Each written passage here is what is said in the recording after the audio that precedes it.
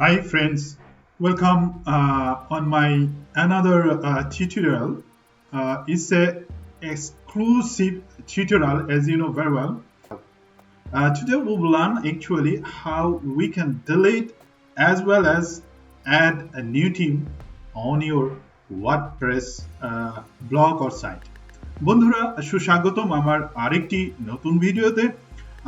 আজকে আমরা দেখব কিভাবে আপনার ওয়ার্ডপ্রেসে আপনি আপনার পছন্দসই থিম অ্যাড করতে পারেন এবং আপনি আপনার সেই অপ্রয়োজনীয় থিমটি আপনি কিভাবে ডিলিট করতে পারেন। তো বন্ধুরা সময় নষ্ট না করে আপনার ওয়ার্ডপ্রেস লগ ইন করুন। লগ ইন করে আপনি আপনার ড্যাশবোর্ডে চলে আসুন বন্ধুরা। এখানে আপনাকে যে জিনিসটি করতে হবে, অ্যাপিয়ারেন্সে যাবেন। অ্যাপিয়ারেন্সে যাওয়ার পরে আপনাকে থিম অপশনটি সিলেক্ট করতে হবে বন্ধুরা। এরপর আপনি এখানে দেখবেন আপনার যে সমস্ত থিমগুলো ইনস্টল করা আছে সবগুলো আপনি দেখতে পাবেন এবং কোনটি আপনি অ্যাক্টিভ করেছেন সেটা আপনি দেখতে পাবেন। So welcome once again, my dear friend. If you are not connecting on my tutorial or channel, or if you are new here, don't forget to subscribe my channel as well as hit the bell notification. In this way, you will be notified weekly. বন্ধুরা এখানে আপনারা দেখতে পাচ্ছেন যে থিমগুলো এখন আমার একটি সাইটে ইনস্টল করা আছে এবং অ্যাক্টিভেট যেগুলো করা রয়েছে বন্ধুরা। এর মধ্যে আপনারা দেখতে পাচ্ছেন এখানে অনেকগুলো থিম ইনস্টল করা আছে, শুধুমাত্র অ্যাক্টিভ করা আছে।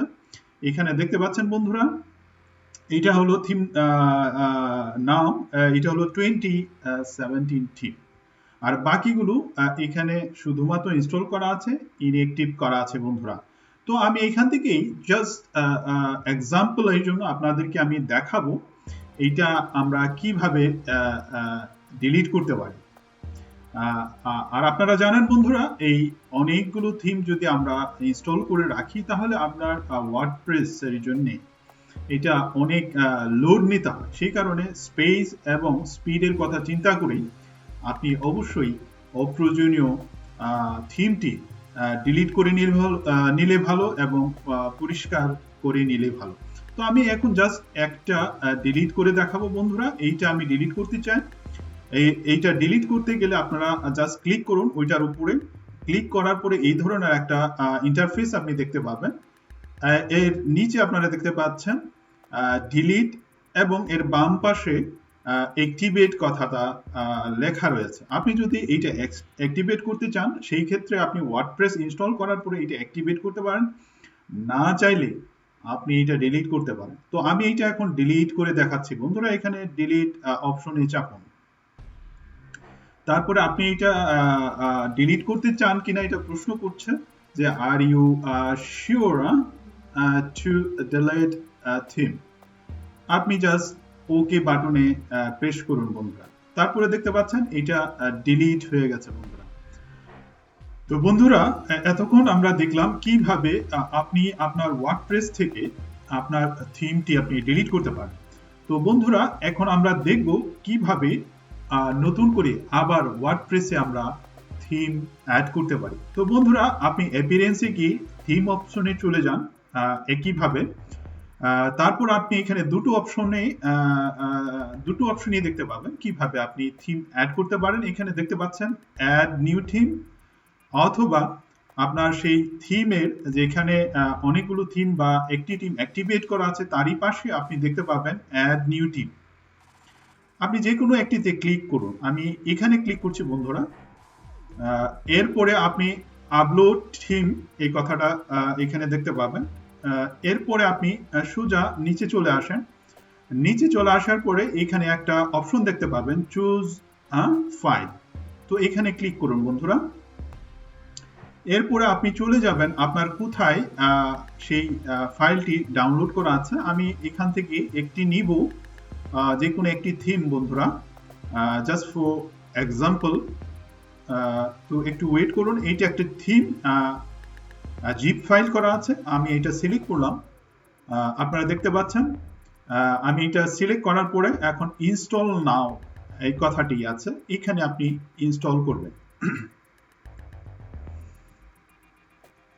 তো কিছুক্ষণ ওয়েট করুন বন্ধুরা, এরপর এই ফাইলটি ইনস্টল হবে।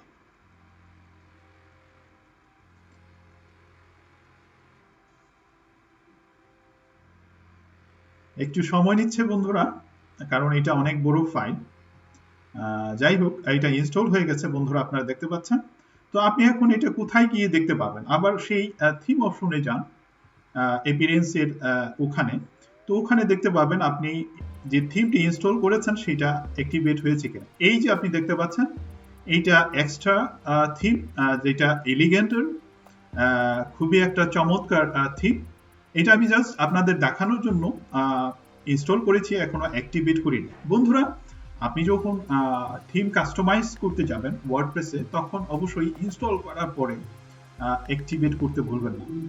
অ্যাক্টিভেট না করলে সেটা ইনস্টল হয়েছে কিন্তু অ্যাক্টিভেট হয়নি বন্ধুরা। তো এই ছিল বন্ধুরা, আমি আজকের টিউটোরিয়ালে একটু শর্ট করে দেখিয়েছি কিভাবে আমরা থিম ডিলিট করতে পারি, প্রয়োজনীয় অথবা অপ্রয়োজনীয়, এবং আবার কিভাবে আমরা ইনস্টল করতে পারি আপনার ওয়ার্ডপ্রেস সাইটে অথবা ব্লগে। তো এই ছিল বন্ধুরা আজকের মতো। Thanks for watching this video.